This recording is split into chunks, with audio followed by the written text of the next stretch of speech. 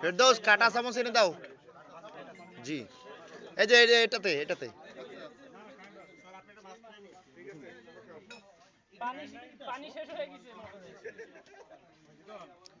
গোল চামচ দিয়ে দাও, ডালের ভিতরে গোল চামচ।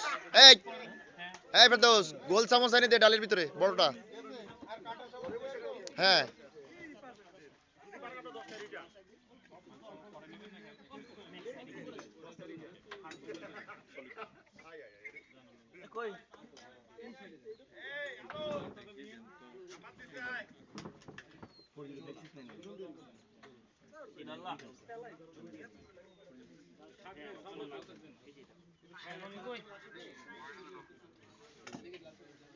এই প্লেটটার একটা ছবি নেন।